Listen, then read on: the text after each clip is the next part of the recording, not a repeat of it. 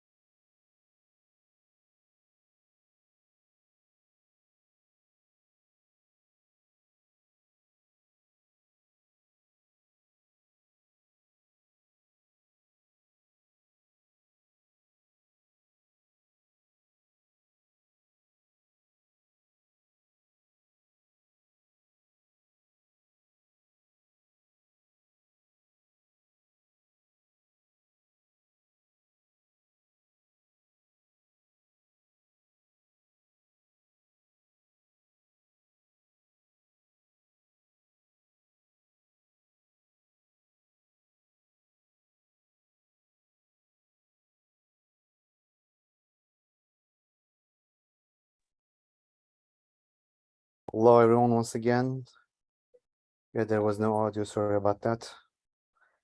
I hope you can hear me now. And we can get started. It is now 6 minutes past our original webinar starting time. Excellent, thank you so much. So I'm getting started immediately. Once again, thank you so much for joining me today. I'm so happy. Thank you so much. We are starting. What is this? Upgrade to Zoom. No, I don't. Rolf says, I don't hear you. I think it is only you, Rolf. Yeah, you can rejoin maybe. Okay, thank you so much again to joining me today for the webinar. Oh, sorry. For the ransomware attacks today we are going to talk about. And for the first half, I have some statistics for you, some interesting information, some use cases, what happened in the first half of the 2023. So thank you so much for joining me today again, and let's get started without further ado. So I'd like to share some information, some interesting statistics with you from the Sophos ransomware 2023 report. First of all, based on their research, they revealed that the rate of the ransomware attacks has remained level, with the 66% of the respondents reporting that their organization was hit by the ransomware. By the way, this research done by the Sophos with the 3,000 IT cybersecurity leaders across the 14 countries, and that's why their research results are interesting. That's the reason I wanted to share with you. And based on the survey, with the advisory is now able to consistently execute attacks at scale, ransomware is arguably the biggest cyber risk facing organizations today. I don't think this is arguably, it's the biggest risk. I don't know what you guys think, but ransomware is the most dangerous and effective system nowadays, because everybody can do it. As you know, ransomware as a service is eligible for everyone. You don't have to know any coding or any technical details. Most of the people, they're trying to use this ransomware as a ransomware as a service platforms. They are cheap, not that expensive, and most of the people use these platforms to hack their companies and get easy money. So, as you know, cyber criminals have been developing and refining the ransomware service model for several years. This operating model lowers the barrier to entry world would be ransomware actors, while also increasing the attack sophistication by enabling adversaries to specialize in different stages of the attack. So meanwhile, people who don't know coding, who don't know technical details of the attacking, or you may say black hat hacking, they can use this ransomware as a service platforms. But at the same times, the owners of the ransomware as a service platforms, they develop their platforms and their services. They constantly develop. They are adding more and interesting modules to their platforms, making more sophisticated and advanced attacks. And we are going to talk about that as well. The other interesting statistic is like data encryption has continued to rise, with the advisories succeeded in encrypting data over 3/4, which is 76% of ransomware attacks. In fact, encryption levels are now at their highest point in the last 4 years. This is likely reflects the ever-increasing skills level of advisories who continue to innovate and refine their approaches. As I said, the owners of the ransomware as operator service platforms, they constantly develop their technique and their platform services. They adding much more, we can say, like hard encryption techniques and bypassing the EDR. We talk about the CyberWatch series. If any of you guys attending this CyberWatch series, we are talking about this. They're trying to develop new strategies to bypass the EDR, XDR, and that kind of stuff. So they're making much better platforms. That's why these attacks are being much more successful in nowadays. The other interesting statistic is the 97% of the organizations that had the data encrypted got their data back, and backups were the most common approach. We always keep reminding all the organizations, please, please, please back up your data. Either you are an individual user or you're working for the company's IT department. No matter what, if you have data, any data, doesn't matter, it doesn't have to be sensitive or critical. Please back up your data. It could be in 30 days, in 60 days, doesn't matter. But backing up your data is too much critical, especially ransomware attacks are being increased nowadays. Backups were the most common approach, as we said, used in the 70% of the incidents, and 46% paid the ransom and got their data back. So that means 54%, even if they paid the ransomware, they couldn't get their data back. And while 2% use other means, overall 1 in 5, that means 25%, use multiple methods to restore their data. And 1% of organizations that had data encrypted paid the ransom but didn't get the data back.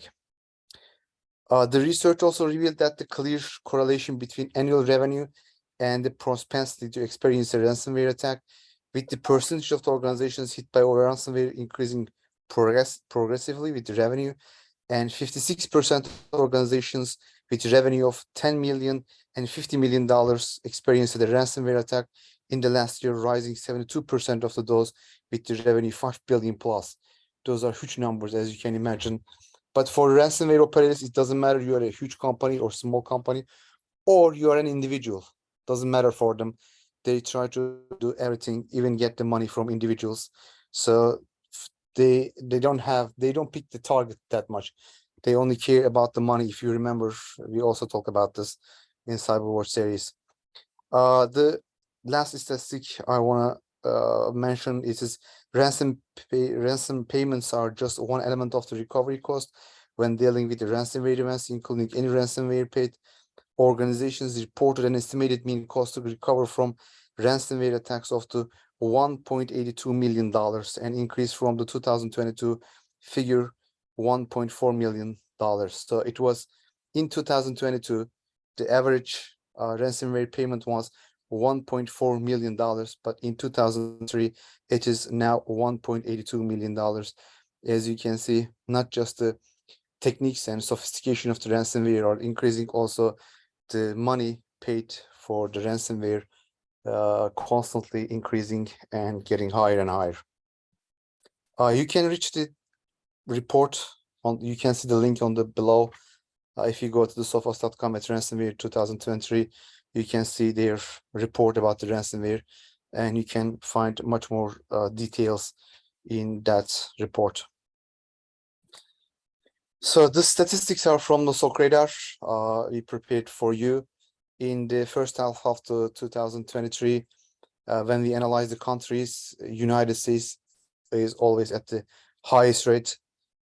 This didn't change this year, with the 48% of the organizations in the United States hit by the ransomware. As you know, most of the Fortune 500 companies are in the United States. That's why United States is always the primary target by the ransomware companies, since these companies are located in the United States. Conversely, Turkey reported the lowest rate of the attack, 0.0%. Austria reported the biggest drop in the rate attack. In the last year, Austria was in the top 5, I guess, but this year's it was down from the 84% organizations. It's like 50% down. And South Africa had the biggest increase in the attack rate, with 78% of the organizations hit in this, based on our research. I don't know South Africa, what happened in South Africa, what was the reason this the biggest rate happened in South Africa, but based on our research, South Africa is the There was a 78% increase in the South Africa by the ransomware operators. That's interesting because ransomware operators, as I said, they're constantly looking for new targets. They don't care about the big or small organizations. Maybe we can say, okay, United States maybe as can show us they care about the Fortune 500 companies, but they also targeting small companies, but at the same time, individuals. Right now, they are targeting individuals as well. So South Africa, maybe they thought there's not much security in there. Maybe they explore South Africa. It is not much cybersecurity is not much cared in the South Africa. Maybe that was the reason. And we can say South Africa is the main target right now.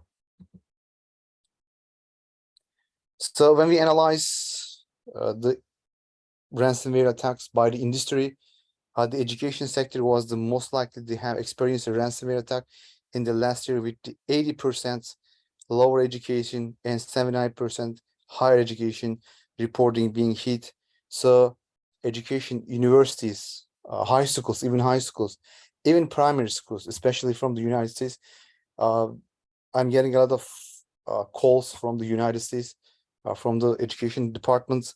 Their high schools especially being targeted by the ransomware. We are trying to help since 2000, beginning of the 2003, there was a huge attack to education system. The main reason for behind this, the education traditionally struggles with the lower levels of the resourcing and technology than many other industries. And the data shows that the advisories are exploiting these weaknesses, and IT technology and telecoms reported the lowest level of attack with the 2.1, 2.6, very small rate of amount.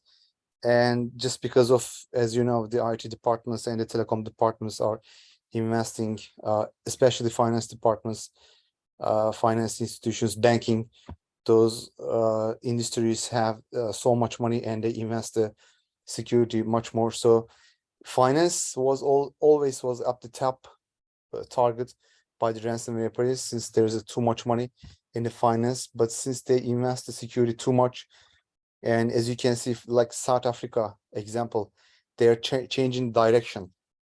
They're pushing these industries at the same time. Of course, they are not giving up from the finance industry, but since they invest too much to their security, they try the other industries as well. Like, for example, aviation industry. There was a, for example, 5 case I personally know told me aviation industry was targeted by the ransomware operators. They used to don't care about the aviation, the ransomware operators. But we can see these ransomware operators are changing their tactics because they think if we cannot get much money from the finance because they're investing too much to their defense, we have to find new industries and new countries. And that's my analyze. Based on this information, they're trying to find new countries and new industries they can easily target. So what was the root cause for the ransomware attacks? We talked about this before. If you guys remember, the explosive vulnerability is the most common root cause of the ransomware attacks, with the 36%. If you guys remember, I mentioned this before. I want to mention it again. This ransomware operators, they are not looking for the new vulnerabilities, or they are not looking for the critical vulnerabilities. They're looking, yes, but this is not their primary target again, because most of the organizations, they don't even patch the old vulnerabilities. So these guys are not looking for the new vulnerabilities because old vulnerabilities are still out there. Like 75% of the organizations, they didn't even patch the 2017 vulnerabilities. This is the statistic I shared the previous webinar. Like 2017 vulnerabilities, and if you think the entire world, 75% of the organizations, they didn't patch this 2017 vulnerability. So you can think like a ransomware operator. Why you need to find the 2023 vulnerability in the organization while they have 2017 vulnerability? It is like 6 years vulnerability in the organization, and they didn't even patch that vulnerability. So this ransomware operators, they are not looking for the new vulnerabilities or the critical ones. As I told you, I used to be the head of the pen test team. We were doing the pen test and presenting the report. The first thing, the guy on the other side, they are focusing on the critical ones. They say, okay, guys, just patch the critical ones and medium the low ones. We can do it later. And then they don't do it later. They just keep that vulnerabilities to forever. So this ransomware operators, they are not looking for the critical ones, but the low ones and the medium ones. As you can see in the statistics, like 36% of the root cause of the ransomware attacks, they exploit vulnerabilities, and this is the old ones. And most probably with the low and medium level vulnerabilities. This is very interesting for me. The other thing is they use the compromised credentials. As you know, every day they share compromised credentials in the web, and they just took these credentials, and most of the people use the same password and username for their all accounts, and this makes their job much more easier. And this is the another reason 29% followed by the compromised credentials. Emails were the root cause of the 30% with rounding of attacks. 80% of started with the malicious email and 13% with the phishing. As you can see, 13% phishing is very low, right? This is interesting for me because most of the attacks starts with the phishing, either phishing or the zero-day vulnerability. Those are the most common type of attacks. But while they have old vulnerabilities, these ransomware operators, they don't bother to do the phishing or malicious email. When you compare the 13% and 18% with the exploited vulnerability, the rate is very low. That's the reason, because they don't want to, while they have the old vulnerability, why people should prepare the malicious email or phishing? It takes time and effort. They just go and exploit the old vulnerability. That's much more easier. Brute force attack is 3%, and downloading is just 1%. So another, this is not much interesting, I guess, for you guys, because since you always follow the what is going on in the threat landscape, the cybersecurity landscape is plagued by the numerous ransomware groups. You guys know the name of these groups, I believe, most of them. Lockbit, Alpvi, Malice, Clop, and the Royal Ransomware are the leading the 5 terms of victim counts and their success. Lockbit is always at the top of the game. I always keep saying that Lockbit is a game changer. Whatever you see in the ransomware area, it mostly comes from the Lockbit. And last month there was an interesting interview with the admin of the Lockbit. I wrote a blog about it. Maybe you guys read it. I don't know. There was a one interview from the VX Underground and the Lockbit's admin. He even says he have 2 restaurants in New York and 1 restaurant in China. He give a lot of details about Lockbit's organization.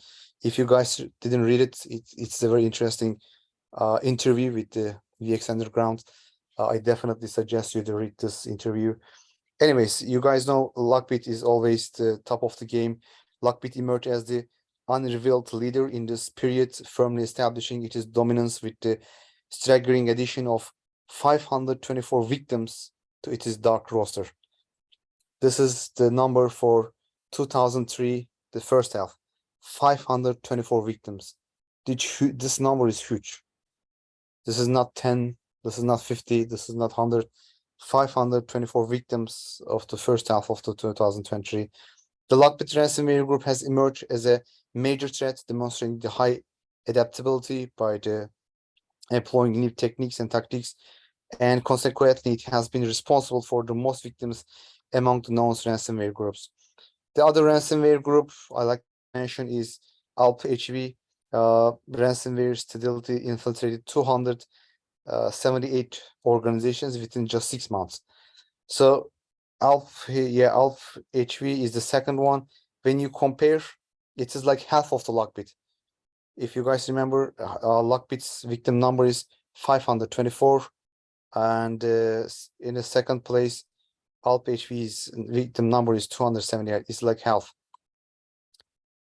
Do you guys see the ransomware group on the screen, right? Or do you guys see something different?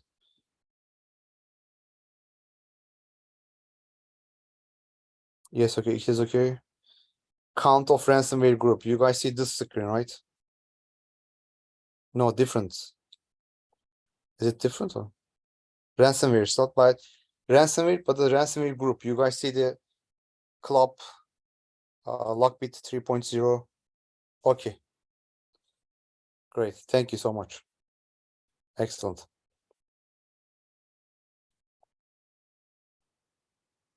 Great. Okay. Then I'm on the right screen. I just wanted to make sure. So as you can see, with the victims of 188 victims, Klopp solidified its reputation as an ridiculous ransomware threat. Last month, we were in the Cyberwatch series talking. It was the first time Klopp passed the lockbits in May. Yeah, because there was a two reason behind that. Lockbit says we are in a vacation, and during the vacation we are not gonna work.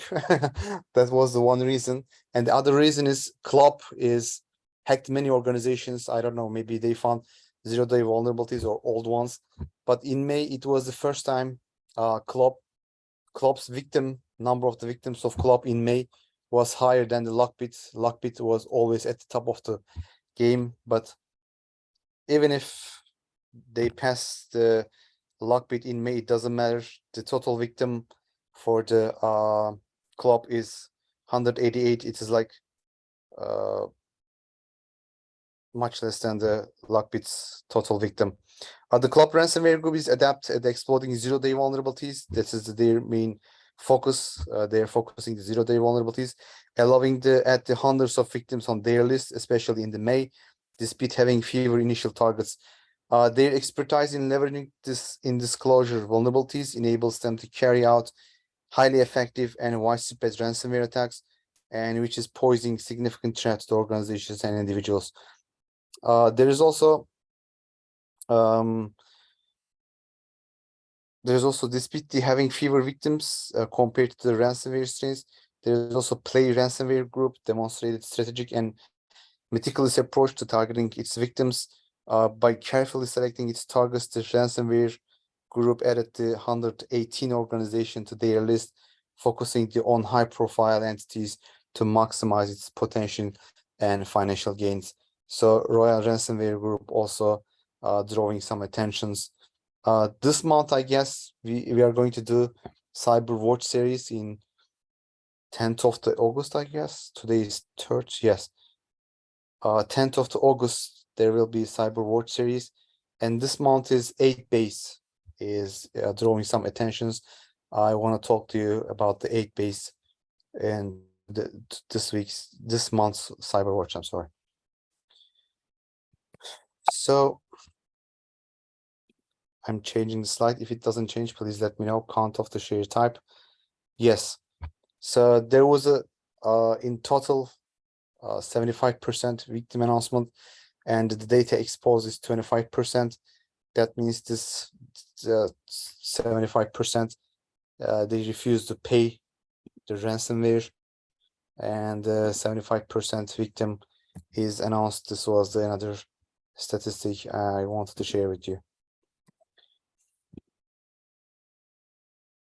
So based on our information, again, SOC Radar's mentions there was a 435 victims in June.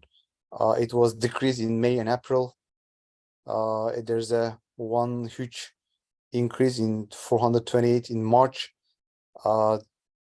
In summertime, most of the organizations are taking rest. The people are going to holiday. So our experiences in summertime, especially in June, the number of victims are increasing. There was a one huge increase in March, as you can see. I don't know what was behind the reason behind that, but most of the time in June, I believe in August, yeah, in August we're gonna see the number is gonna increase. it's going to be more than 500, I believe, because in summertime, as I said, most of the organizations are going to vacations, and people taking the security much more easily relaxed. That's why at that time, some ransomware groups like Lockbit, they also taking vacation, but when the groups like Lockbit, they're taking vacation, the other groups see this as an opportunity. So they increase their attack because Lockbit is not around, the big ones, and people from IT department or security departments, they're on vacation. This is their opportunity. This is I believe, the reason in June the number is increased. I'm not sure why in March the number is very high, but I believe in August the number will be much more higher than the June. It will be more than 500, I believe. So when we compare the payments for the overall propensity to pay ransom remains level with the last year's research, the payments themselves have increased considerably over the last year, with the average mean ransomware payment almost doubling from the 812,000 in 2022 to 1,542,000. It is like more than double. It was, as I said, 800,000 in 2022, and it is $1.5 million in 2023. And the median ransomware payment reported in this year's research was $400,000. So in 2023, when we take the average of the ransomware payments, if you guys remember, like 75% ransomware paid in the previous statistic. So we take the average of this payment, it is like $400,000 average for 2003, the payment for ransomware. Our research also have the wide distribution of payments. However, the proportion of organizations paying higher ransomware has increased from 2023, with the 40% reporting $1 million or more compared to the 11% last year. Conversely, just 34% paid less, $1,000, down from the 54% last year.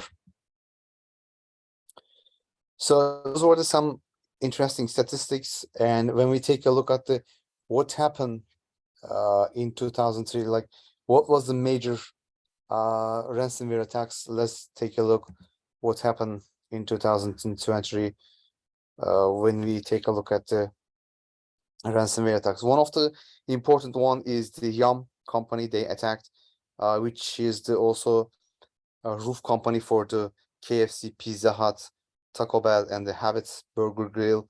And they reported in January 2023 they have been attacked by the ransomware groups. And brands and their subsidiaries operate or franchise more than 55,000 restaurants across the 155 countries, and were compelled to suspend operations as a direct consequence of the ransomware attack. The hospitality giant confirmed that the number, names, driver license, and the ID cards of the information of the employees are stolen by the ransomware operators. The other important ransomware attack was to Royal Mail in the UK, and there was behind this ransomware attack there was a Lockbit ransomware group claimed responsibility for the Royal Mail cyber attack that took place also in January 2023, halting international shipping services by demanding £65 million. I want to repeat this: £65 million ransomware, which is what Lockbit demanded from the Royal Ransomware. And Royal Mail took a firm stance and rejected this demand, forcing the threat actor to lower their demand to £4 million from 65 million. Can you imagine? They're trying to lower the price, but from 65 million pounds to the 40 million pounds, it is still huge number, 40 million. And Royal Mail remained resolute. However, subsequently, data relating to current employees and more was leaked on the threat actor side, Interestingly, the threat actor also choose to release the negotiation dialogue. So they publish the negotiation dialogue. Can you imagine they offer $40 million to the Lockbit and they refuse it? They publish their data and they also leak the negotiation screenshots on their website. This is on the web. This is also interesting to read if you guys interesting, because ransomware negotiation is a new kind of job. Like not everybody can do that. You always say, please, if you got any ransomware, do not negotiate by yourself. Get a professional help. You need someone who can really negotiate with these guys, someone who can really knows these guys. If you try to do it yourself, they can easily trick you, because especially Lockbit ransomware group, as I told you before, they have data analysts, they have business analysts. They are operating much better than the Fortune 500 countries. Like when you think you're trick them, you're telling them, okay, this data is not worth, or this data doesn't worth that much. They know your data much better than you, because they have specific jobs, specific persons. As I said, business analysts. They know how many assets you have. They know how many data you're worth exactly. So do not try to trick them. Do not try to negotiate by yourself. Get a professional help for this. This is the one of the important insights that I can give you from my experiences. So they even published this negotiation chats screenshots to humiliate the Royal Mail.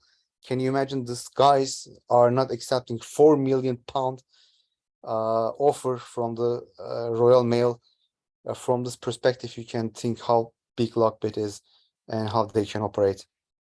Anyhow, we can move forward. The other important one is the ransomware. In February, the US Marshal Service suffered a ransomware attack where a significant amount of sensitive data were compromised, including aerial footage, photos of secure locations. That was very critical. You guys know what US Marshals do, right?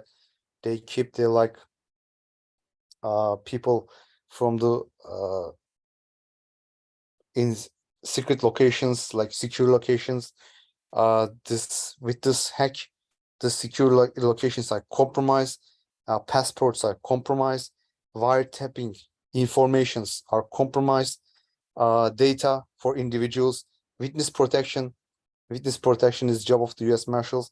Witness protections details are compromised and labeled as secret and top secret documents were compromised. So this was huge, really huge attack. This was terrible, especially I felt so sorry for the witness, for the people who are part of the witness protection program, because as I said, their secure locations were compromised, their information were compromised. I'm sure they somehow managed, they maybe relocate them or anything, but this was huge. The stolen data size was 250 gigabyte, and which is reported being sold $150,000. This much information only worth its $150,000, which is nothing when I said location of the secure houses, passports, wiretapping information, and the labeled documents secret and top secrets. Can you imagine top secret documents? Anyhow, this was very bad for the people who is especially part of the witness protection program. The another one is the Hitachi Energy and the Hatch Bank, a prominent financial tech banking platform. Both fell victim a significant data breach involving the Fotra Go Anywhere FTM managed file transfer software. These breaches exploit a zero-day vulnerability, which is from 2023. The CVE code is 2023-0609, disclosed on the February 3, 2023. And Hitachi Energy is disconnected the compromised system and initiated an internal investigation, while Hatch Bank reported the theft of the personal information of around 140,000 customers. The threat actors responsible for the ransomware attack have now published Hatch Bank's entire database and portion of the Hitachi's on their leak site. Additionally, Club ransomware claims that have breached the 130 organization using the same Go Anywhere vulnerability. So that was the reason. That's why how Club passed the lockbit in May, because with one information with vulnerability from the Go Anywhere vulnerability, Club was able to hack the 130 organizations with just one vulnerability. Can you guys imagine? And that vulnerability was the Go Anywhere. So another one is managed care of the North America. MCNA is a leading provider of governmental sponsored dental and oral health insurance in the United States. And the organization suffered a lockbit ransomware attacks in March involving the theft of detailed personal information, 8.9 million users. That was the reason I bring this leak to you, because number of the users are very high, and the confidential data of 700 gigabytes confidential data was published. And when MCNA refused to pay the ransom, the entire data cache is now available on the website's public information, Lockbit's public and official websites on the dark web. It was published in there. You guys all know the Western Digital hacked, I guess. That was very popular in March 2023. Western Digital is a data infrastructure company, as you know, suffered a cyber attack when an unauthorized party accessed the database containing personal information of online store, including store hashed and salted passwords, along with the partial credit card numbers in the encrypted format. In response to the attack, the company shut down its cloud service, mobile, desktop, and web apps for 2 weeks, while the hackers attempt to export Western Digital using their data leak site, claiming to have stolen SAP back office database with the customer information. There was a 10 terabyte of data was compromised in total. 10 terabytes, huge, as you can imagine, and internal emails, video conferences, and stolen from Western Digital were leaked by the threat actors. Again, Western Digital refused to pay, and they published a 10 terabyte data on their website. Not just the huge companies, as you can see, a Chilean army in the South America also was a victim of the ransomware operators. As I told you, they are not too picky about targets. They try to find the easy targets. Just their main motivation is always money. So wherever they can get money, they're ready to hack. They don't care the organization, industry, country. This is not their primary target. Their main focus is money. As long as they can get money, they can hack anybody everywhere. So Chilean army fell victim to the ransomware operator attributed to Residia ransomware group, and soon after, local media sources were reporting that the army corporal had been charged in the connection with the incident. Recently, the ransomware group publicly disclosed around 360,000 documents from the Chilean army, stating that this release constitutes only 30% of the overall compromised data.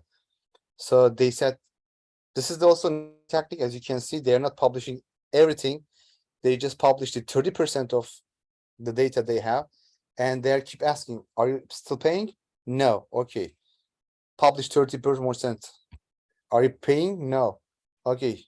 Published 5% more. So this is also new tactics for them from the ransomware operators. They are trying to convince the people to pay. So not just the encryption or technical infrastructure of their system, but they also developing new strategies to convince the people to pay money. That's why we say when you negotiate the ransomware groups, please do not do it yourself if you're not professional negotiator, because this job is for professionals. Okay, the another one is for America. Pharmaca.com is a pharmacy service provider operating across all the 50 United States. It's a huge company, suffered another claim that money message ransomware gang and exfiltrated data totaling substantial 4.75 terabyte in size, contained over 1.6 million unique records of the personal information, which includes sensitive details like full name, addresses, date of birth, social security number, medications, which medications they use, and health insurance information. For America, choose not to pay the ransom, and the threat actors published their data on their official website on the dark web. So the other one is CasePoint is a platform for posting legal documents related to litigation, investigation, and compliance, and used by the several arms of the US government. In May, the company was listed on the victims of the Alp HV ransomware group, claiming possession of the 2 terabyte of the data from CasePoint. The information includes Google's handling of special service requests, blueprints, photos of transactions, including blooming onion, name of the special agents and supervisors. This is interesting. Reports and details of the investigations. This is also published. Results of celebrity software against suspect phones. And threat actors provide a wide variety of samples. The size of dump is 191 gigabyte. Information is published on the web since they refuse to pay. You guys all know the, I guess, Move It. It was huge. It was in the major media outlet. I think everybody heard about this movie because there was a huge news all over the internet. Move It, a widely used file transfer tool, disclosed the hack that also impact other organizations such as Zelis, a payroll provider, Bird BBC, and many other organizations that was the part of the victims group. And this was there was behind Collab, behind this, we already mentioned, they used one vulnerability and they hacked a couple of 100 organizations from that just one vulnerability. And they also prepare some sort of procedure. If you want to get your data back, you have to follow this procedure. And the responsibility for the attack has been claimed by the Russian ransomware group Klop. That was another reason, as I said, they passed the lockbit in May, because with one vulnerability, they were able to hack the many organizations constantly.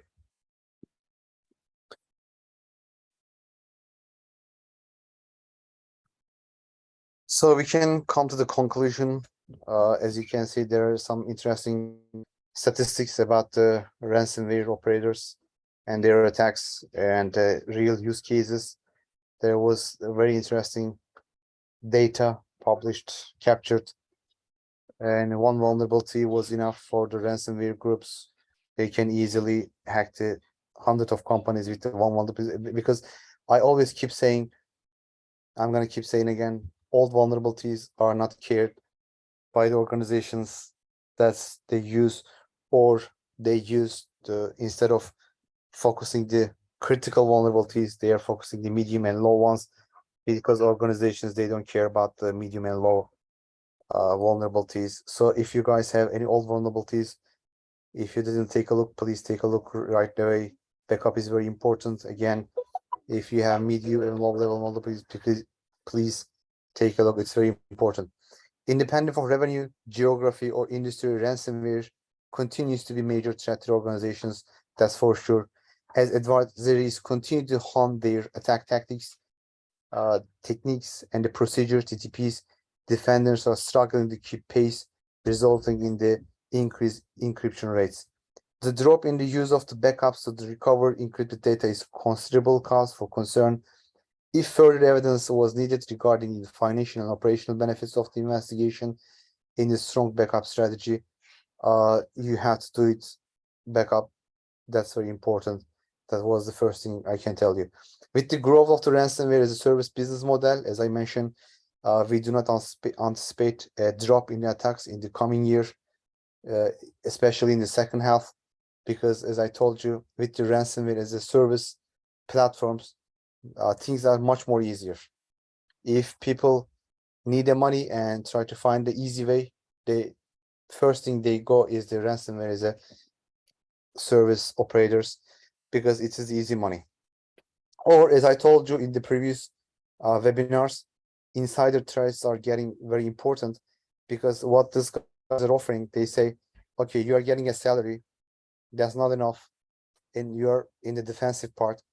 But instead of getting this salary, your boss is not treating you well, maybe. You are not happy in your company. Just give us one initial access to your company, and we are going to pay you a lot of money. And they can pay you a lot of money. Can you imagine, like, Royal Mail, they're offering 40 million pounds to the Lockbit and they refuse it. Like, can you imagine any of us if anybody offers us 40 million pounds for the key, we are gonna say, okay, yeah, go ahead. Key is right here, 40 million. Like, I cannot even imagine how much money is 40 million pound. But Lockbit can refuse this. That's how much money they have. So they can easily offer money to the people as an insider threat. Just give us one initial access and we are going to pay you $200,000, $100,000. Even that much money is too much when you get just a salary. So insider threat is getting increased. As I said, ransomware in the future is going to increase dramatically because there are many reasons. We already talked about it. And that's my prediction for the near future. What we can do is security tools that defend against the most common attack vectors, including endpoint protection with the strong anti-exploit capabilities to prevent exploitation of vulnerabilities, and zero trust networks access is very important, or zero trust architecture. It is critically important because in this architecture, everybody is untrusted, and this architecture, the one of the main thing that can provide us that can also abuse the compromised credential adaptive technologies that respond automatically to attacks, disrupting advisories and buying defenders time to respond 24/7 threat detection. Threat detection is very important. Threat intelligence is very important, but threat intelligence has to be predictive. In my previous webinars, I also mentioned there used to be reactive strategy, then proactive strategy, and predictive strategy. So if you are using threat intelligence, that threat intelligence has to provide you predictive information, actionable threat intelligence. Like, it has to tell you what is the landscape is changing, what's going to happen, what are the new tactics, techniques, and what you can do.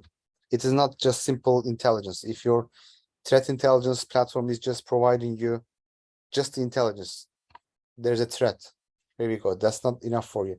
That has to be predictive. What's going to happen? Like, what is your analysis? What is your think on this changing landscape? What do you think we should do? If you are getting that kind of intelligence, that's predictive intelligence, and all the organizations definitely the predictive intelligence. Also, whether delivered in-house or partnership with a specialist, managed detection and response MDR service providers, important to use optimizing attack preparation, including making regular backups, practicing recovery data from backups, and maintaining the up-to-date incident response plan, maintaining good security hygiene, including timely patching and regularly reviewing security tools configurations are also important. Please, updating and backup is the most critical things. Please use multi-factor authentication on your systems. I even use my personal accounts, not just for company. It is good to use VPN all the time. When I don't use VPN in my laptop or my mobile phone, I feel like naked. When my VPN is, I have kill switch, my VPN is down, automatically my internet is shutting down by the kill switch. As I said, when I don't use the kill switch, I feel like I'm naked. Not kill switch, VPN, I'm sorry. So this was the conclusion. We have two communities. If you guys want to join, one of them is in the LinkedIn. I'm going to share the link with you. The other one is in the Discord. I'm trying to put the blogs and record of this webinars and everything in there. If interesting news I can find, I put it there so everybody can see it. It's a kind of community. I'm going to share two links with you, one for the Discord, the other one is for the LinkedIn. If you like to guys join, I would be more than happy to see you there. That's all from my side. If you guys have any questions, let me go through the questions. Thank you so much for your time. I appreciate it. Let me go to up from the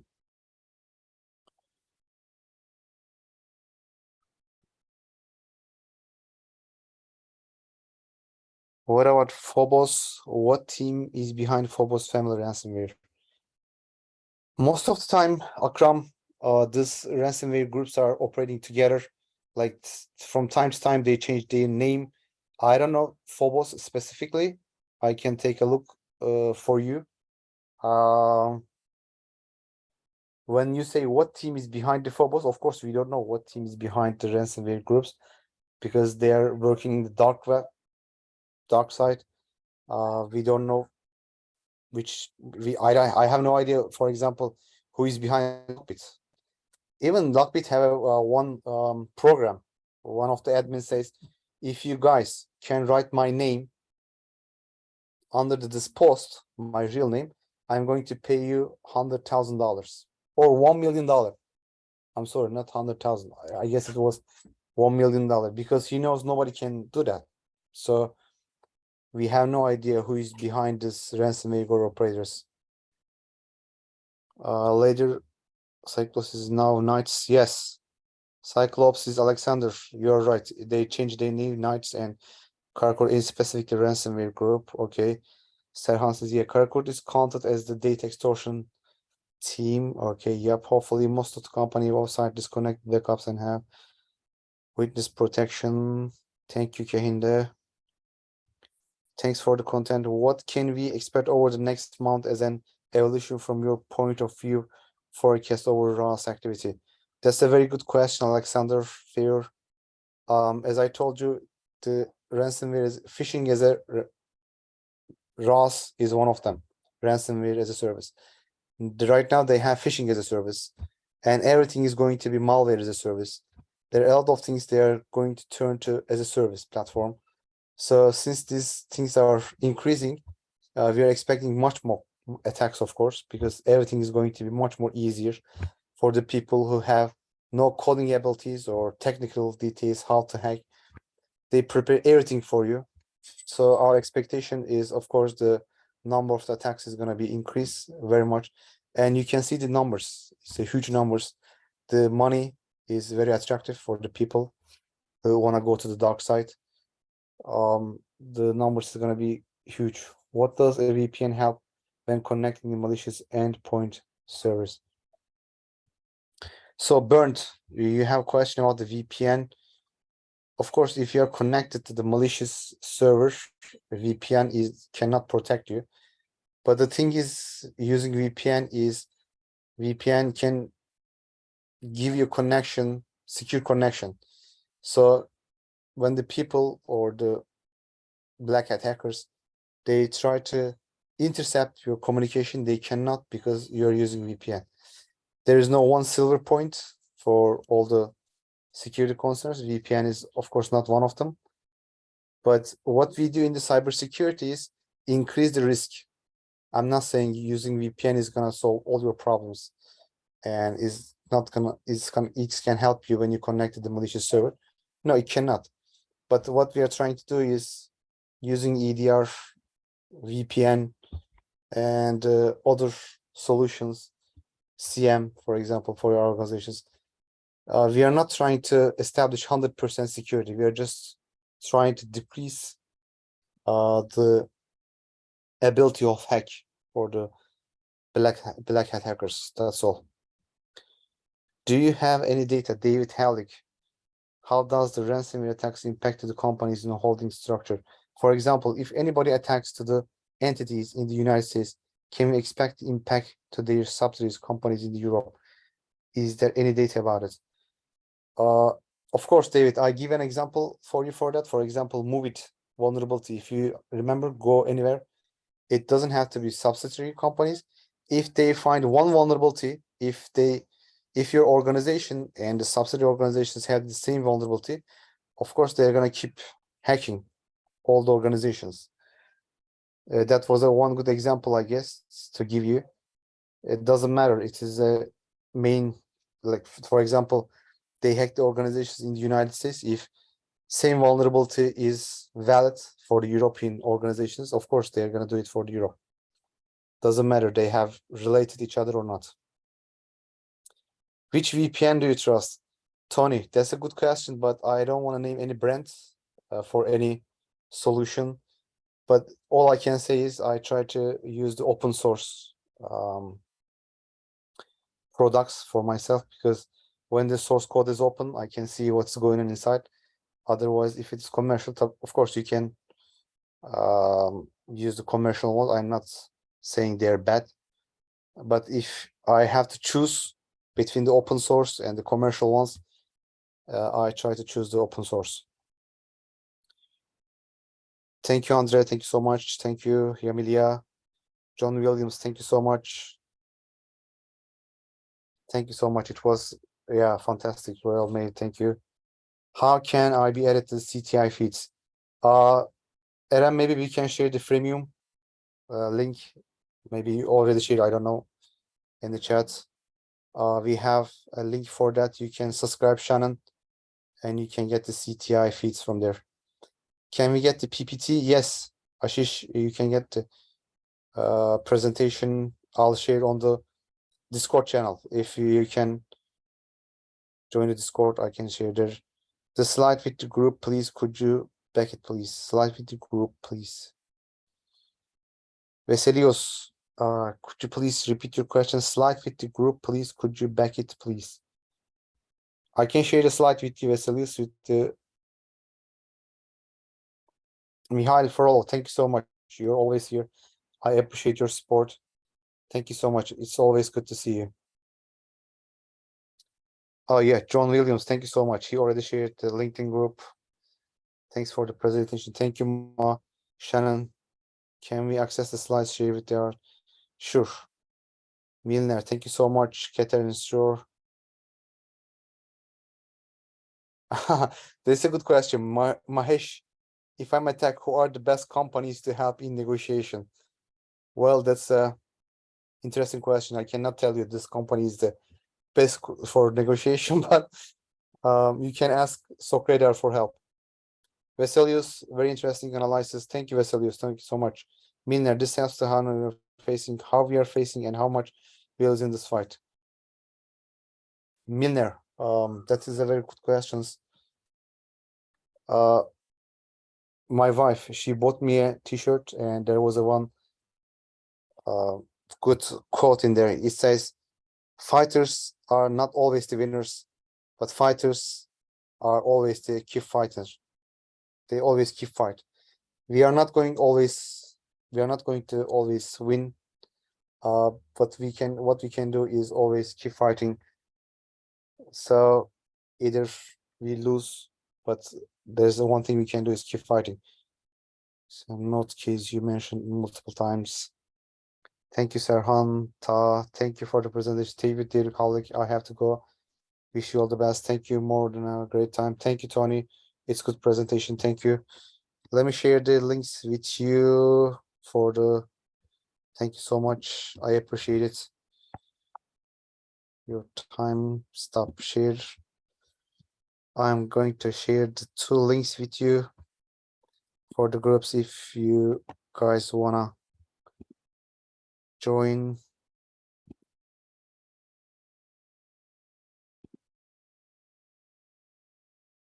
Oh, come on, you didn't. Anyway, I'm gonna get it from here. Copy. Where's Zoom?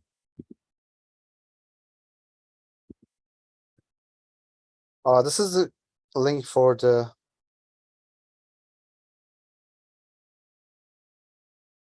Discord, and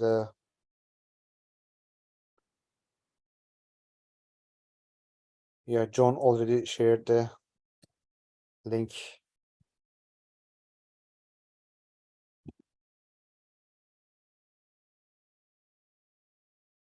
Okay, if you guys have done time, you can leave. Anyone else who wants to stay and ask questions, I can try to go right from then. Thank you, Mohammed. It's a good presentation. Ivan Armendaris, thank you for the presentation. If anyone has information on how I can explore the actions in the integration with the CrosstrAct to add the COIA, I would appreciate IOC, you mean? Sure, if anyone has any information about the CrosstrAct to add IOCs who can help Ivan. What are the best practices to check if any file less malware is triggered in the endpoint level? We have checked no unwanted files or unknown services are running in the background, and we have performed full AV scan, nothing found suspicious. Bye, Bernd. Take care of yourself.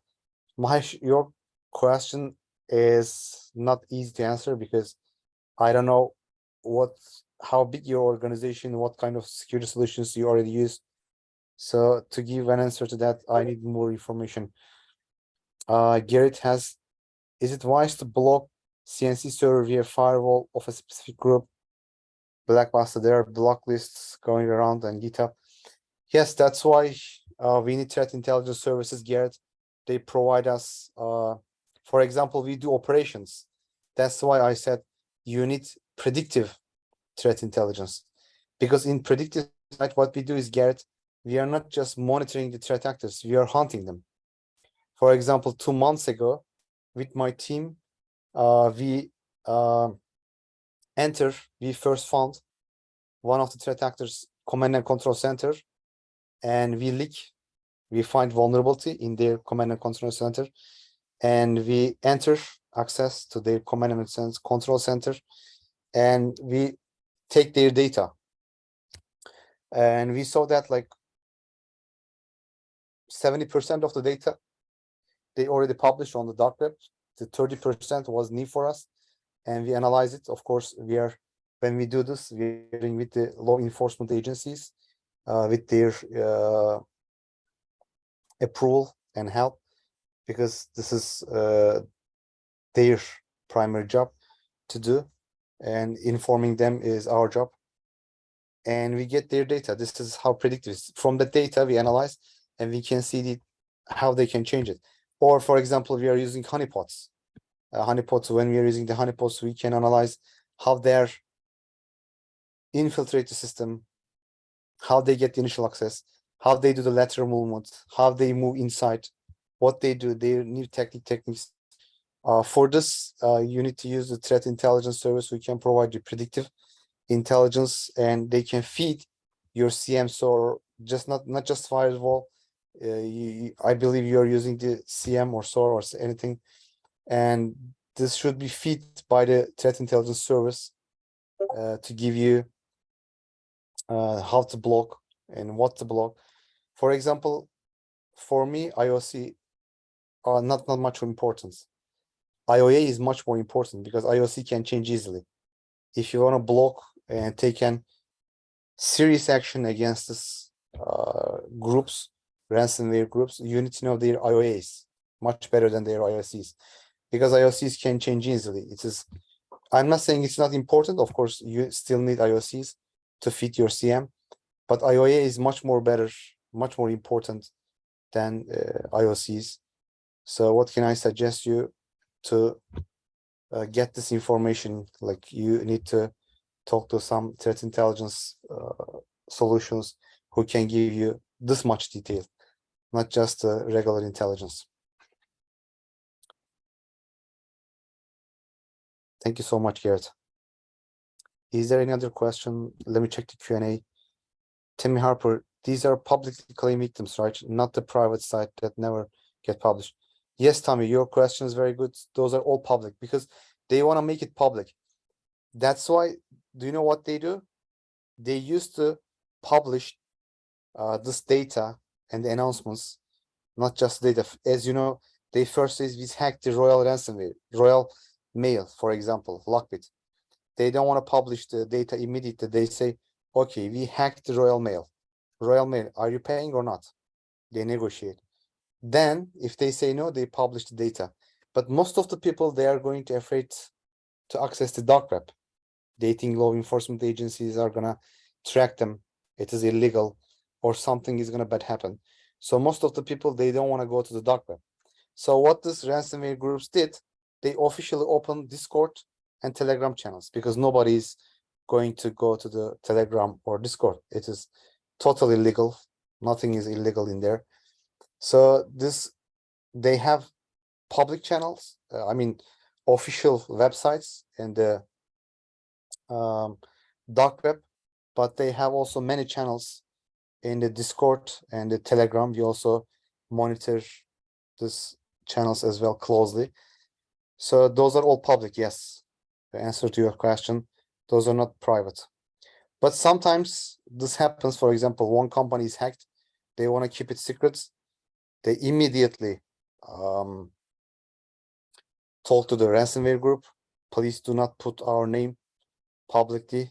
We don't want our investors or customers know we are hacked. We are going to pay the ransomware.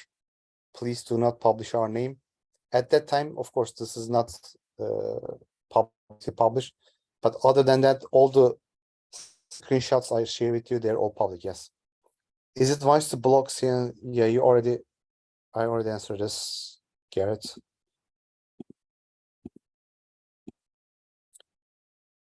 Thank you, Morten. Serhan says, emo IOCs are more important when struggling with the campaigns such as phishing from APT groups. You're right, Serhan. Thank you for your comment. Is there another question? If any endpoint is infected with malware, whether is there any alternative way without doing system format? This is again my too generic question. I mean, this takes a lot of time to answer. Of course, there are many other things. First thing is not format. First thing is digital forensic, incident response. Like how this malware infected that endpoint, what happened? First thing is analyzing logs. It is not formatting the computer, because when you don't do the analyzing, digital forensic and incident response, this is gonna happen again. First thing is analyzing what happened, analyzing the logs, and isolate the device from the network, since not affecting other servers and computers.